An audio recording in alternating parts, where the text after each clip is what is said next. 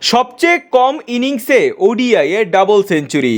যাকে মনে করা হতো বিরাট কোহলি ও রোহিত শর্মার পর ভারতীয় দলের ওপেনিংয়ে দায়িত্ব নেবেন, সেই ঈশান কিষানকে নিয়ে তোলপাড় ভারতের ক্রিকেট বোর্ড। আসলে ঘটনাটি হচ্ছে, গত বছর দক্ষিণ আফ্রিকা সিরিজে সাইড বেঞ্চে বসে থাকাটা মোটেও ভালোভাবে নেয়নি কিষান। তাই এই সিরিজের মাঝপথে হঠাৎ মানসিক স্বাস্থ্যের অবনতির কথা জানিয়ে সরে যেতে চান তিনি। বিসিসিআই অর্থাৎ ভারতীয় ক্রিকেট বোর্ড তাকে অনুমতি দিয়েছিল, কিন্তু দেশে এসে ঈশান কিষানের কর্মকাণ্ড দেখে হতবাক হয়ে যায় বিসিসিআই।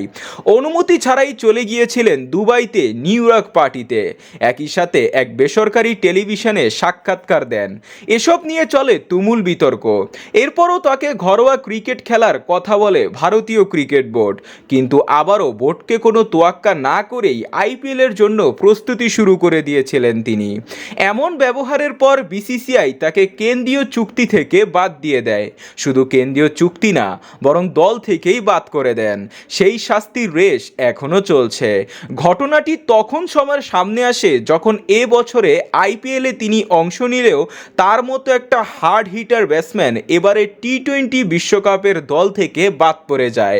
বিসিসিআই যে তাকে অপছন্দ করতে শুরু করেছিল তার প্রমাণ মিলে এবারে টি-20 বিশ্বকাপের পর জিম্বাবু সিরিজে তার না থাকা নিয়ে। ভক্ত ও সমর্থকদের ক্ষোভ আরও বেড়ে যায় যখন শ্রীলঙ্কান সিরিজে এক ঝাঁক তরুণ ক্রিকেটারের সুযোগ করে দিলেও গৌতম গম্ভীরের নজরে ঈশান কিষানের জায়গা হলো না।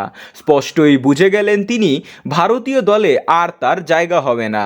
এমন পরিস্থিতিতে ভারতীয় ক্রিকেট দলকে মাত্র ২৬ বছর বয়সেই বিদায় জানাতে চাচ্ছেন ঈশান কিষান, এমনটাই দাবি করেছে ভারতীয় বিভিন্ন গণমাধ্যম। তবে কি তিনি টিম ডেভিড বা কোরি অ্যান্ডারসনের খাতায় নাম উঠাবেন?